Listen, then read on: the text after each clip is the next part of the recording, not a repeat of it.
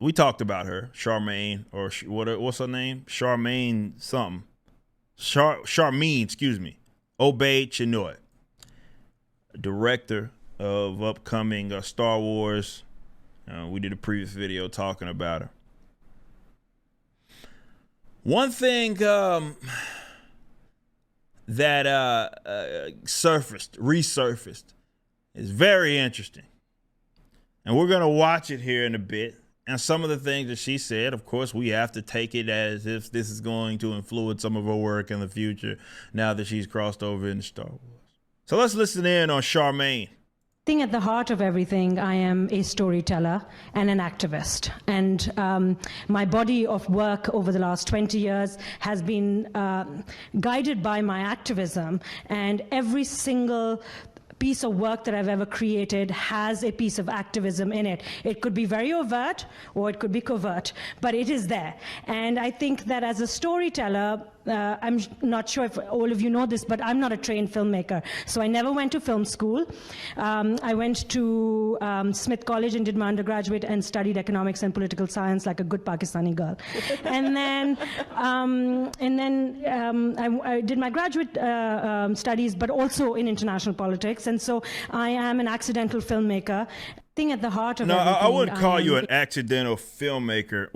And look, by the way, I'll be the first to say, there are people that are very talented that are not classically trained, right? A lot of that stuff is bull crap anyway. A lot of it is just trying to teach you, you're being part of the machine, right? It's trying to teach you to follow the rules. So I'm not going to knock that part of it.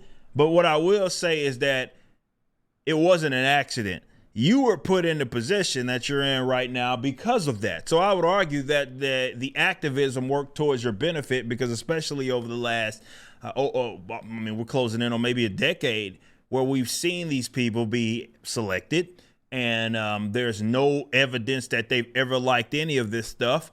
I think one of the direct comparisons that I would say to Charmaine is that's also not necessarily in the directorial space, but it's in the creative stuff, using that term loosely, would be Ta-Nehisi Coates. Similar thing.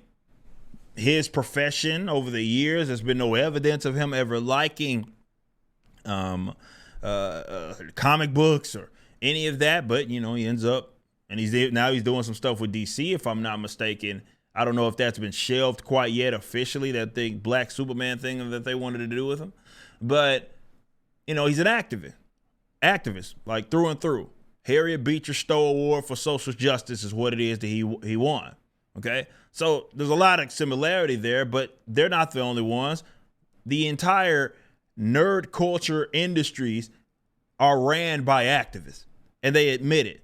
Now, that much I respect from her, is that she's admitting it, okay? So there's none of this from these clowns out there who insist that we just make this stuff up, right? That these people let the activism get in the way of they prioritize that when telling a story, okay?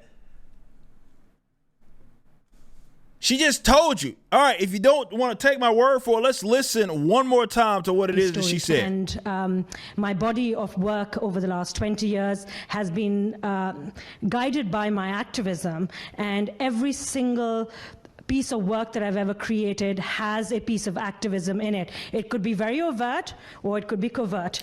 So either way, she's saying, as she's, again, not my words, I'm not like redefining what it is she's saying. She has said, whether it be kind of overt or covert, activism is part of everything it is that she does, as far as the filmmaking. And a lot of the stuff that she has done have been like really, really direct in terms of like documentaries and all that stuff. I don't know what else you want me to say. You cannot say that we just make this stuff up. This is what it is. Now, look, I'm a creative. I own a business. We bring on other creatives. One thing that I love about the Rippaverse, and this is really because we set the scene, we set the tone, and we had our code of ethics, okay? Everybody leaves their political stuff at the door, social political stuff at the door, okay?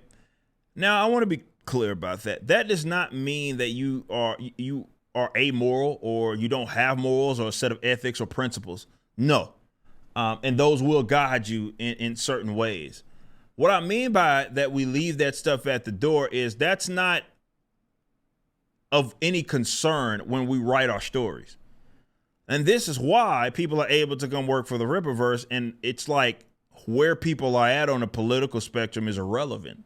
Right? I've talked with Chuck Dixon about him and Denny O'Neil.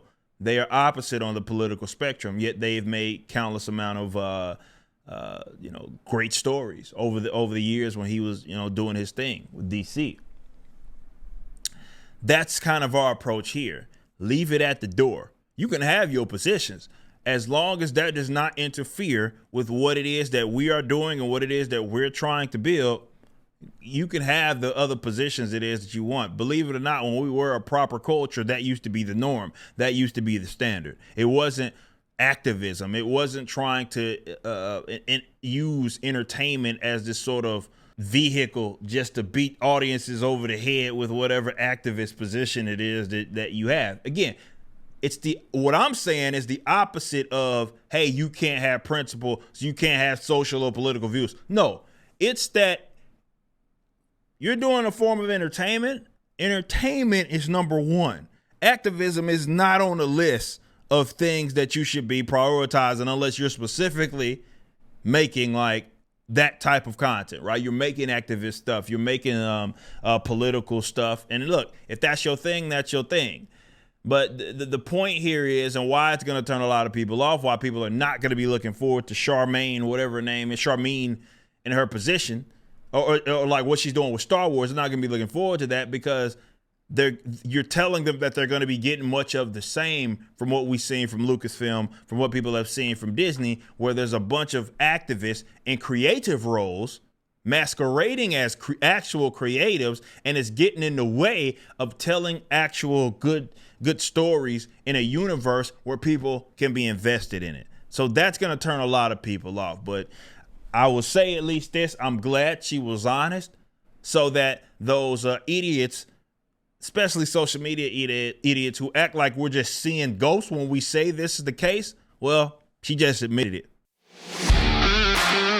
Alpha Core #1's pre-order is live. Written by the legendary Chuck Dixon and penciled by Joe Bennett. Visit Rippaverse.com to grab a copy and any of the merchandise items. Be sure to also check out the animated trailer for the campaign, which is the latest project from Rippaverse Studios. Y'all be easy.